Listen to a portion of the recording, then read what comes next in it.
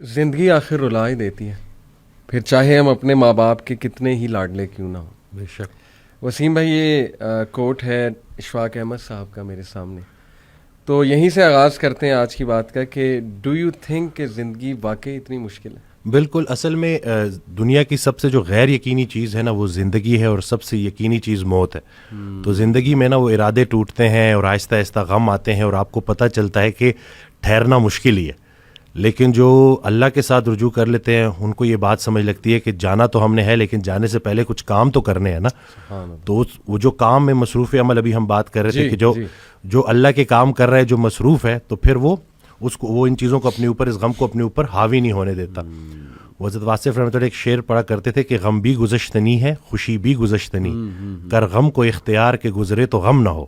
تو یعنی کہ غم کو قبول کرنا ہے، اس کو ریڈ کرنا ہے، اور اس میں نا بڑا لیسن ہے۔ صحیح بات۔ تو یہ اللہ تعالیٰ ہماری برداشت، سب سے بڑی قوت برداشت ہے۔ بالکل صحیح۔ تو ہماری یہ برداشت بڑھانے کے لیے اللہ تعالیٰ غم بھیجتا ہے، صحیح، اور آہستہ آہستہ صبر کے ذریعے، نماز کے ذریعے انسان جو ہے نا اس مشکل سے نکل آتا ہے، کیونکہ اللہ کا وعدہ ہے کہ ہر سختی کے ساتھ آسانی ہے۔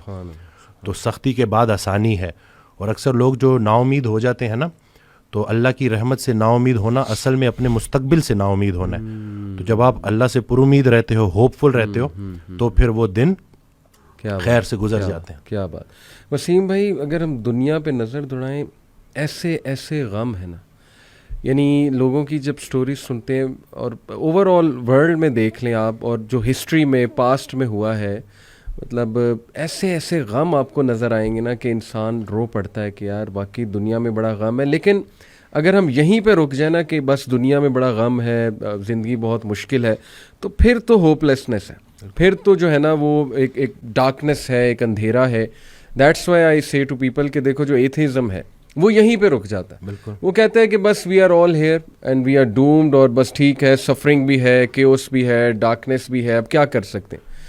بٹ جب تک اسلام ہمارے پاس ہے نا وسیم بھائی، دیکھیں اللہ سبحانہ و تعالیٰ نے پہلے ہی ہمیں بتا دیا، جیسے آپ نے کہا نا ایکسیپٹنس، بالکل اللہ نے ہمیں ایکسیپٹنس دلائی ہے کہ دیکھو اس کو ایکسیپٹ کرو کہ یہ دنیا ایک مشکل کی جگہ ہوگی، یہاں تمہیں مشقت کرنی ہوگی، اسٹرگل کرنی ہوگی، وی ول ٹیسٹ یو، ہم دیکھیں گے تم میں سے کون ایمان والا ہے، کبھی بھوک سے، کبھی خوف سے، کبھی خوف کا انفیکٹ ذکر ہے کہ خوف سے ٹیسٹ کریں گے۔ آئی تھنک انگزائٹی میں خوف کا ایلیمنٹ کافی جو ہے وہ ہیوی حاوی ہوتا ہے۔ پھر لاس آف لائف سے تمہیں ٹیسٹ کریں گے، لاس آف فروٹ سے تمہیں ٹیسٹ کریں گے، لیکن وبشر الصابرین۔ اور دیکھیں اللہ نے پورا طریقہ بتایا ہے کہ دیکھو نا امید نہیں ہونا ہے، اگر یہ پرابلمز آ جاتے ہیں تو پھر اللہ طریقہ بھی بتا رہا ہے کہ تم نے ہوپ کیسے پکڑنا ہے۔ جیسے آپ نے کہا کہ نماز ہے، پھر صبر ہے، تو how amazing is the philosophy of our religion. بالکل، سبحان اللہ۔ اور جو ایتھیا سے جو نہ ماننے والا ہے، وہ میں اس کو یہی بولوں گا کہ وہ بیچارہ اللہ کی نعمتیں بھی استعمال کرتا ہے اور اللہ کو مانتا بھی نہیں ہے۔ سبحان اللہ، ٹھیک ہے نا۔ تو تحقیق جو ہے نا وہ آپ کو بعد میں وہاں پہ پہنچائے گی جہاں تسلیم پہنچائے گی آپ کو پہلے۔ تو جو سرنڈر کرنا ہے نا، یہی سب کچھ ہم نے کرنا ہے۔ ایک آڈیو میں وہ بیان کر رہے تھے حضرت، تو انہوں نے کہا کہ پورا سرنڈر کرنا ہے۔ تو جواب آیا کہ حضرت اتنی کمزور صلاحیتوں کے ساتھ پورا سرنڈر کیسے کرو؟ تو انہوں نے کہا کہ تم پورا سرنڈر کرو، تمہاری صلاحیتیں بھی پوری ہو جائیں گی۔ سبحان اللہ۔ تو یہ ہے کہ جب آپ پورا سرنڈر کرتے ہو نا، یہ جو اپنی کارسازی نکالو گے تو کارساز کی کارسازی سمجھ آئے گی نا۔ تو یہ جو اللہ ہے نا، یہ ہمارے ارادوں کو توڑتا ہے، اور نہیں آتی کوئی پریشانی اس وقت تک جب تک وہ بڑی پریشانی کو ٹالنے نہ آئی ہو۔ وہ ایک واقعہ سناتے تھے کہ ایک بندہ ایک اللہ والے کے پاس جاتا ہے اور کہتا ہے کہ میرا مکان نہیں بک رہا، تو دعا کریں۔ تو انہوں نے کہا کہ نہیں، تمہارا مکان نہیں بکے گا، جاؤ۔ تو وہ بڑا پریشان ہوتا ہے، پھر دوبارہ جاتا ہے، کہتے ہیں کہ آپ دعا کریں، کہتے چلو میں دعا کر دیتا ہوں۔ وہ مکان بک جاتا ہے۔ تو وہ اللہ والے کے پاس جاتا ہے اور اس سے پوچھتا ہے کہ آپ جب میں پہلی دفعہ آیا تو آپ نے کہا کہ مکان نہیں بکے گا، صحیح، اور جب دوسری دفعہ آیا تو آپ نے کہا کہ بک جائے گا۔ تو کہتے ہیں کہ پہلی دفعہ جب تم آئے تھے تمہارا ماتھا روشن لگ رہا تھا، صحیح، تمہارے ماتھے پہ خوش قسمتی کے آثار تھے۔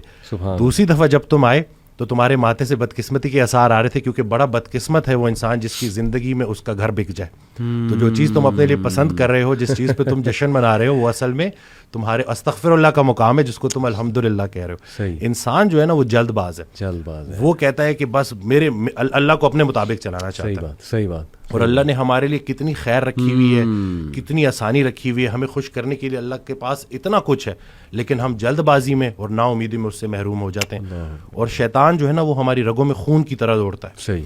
تو اس کا طریقہ واردات ہے ہی یہ وسوسہ دینا.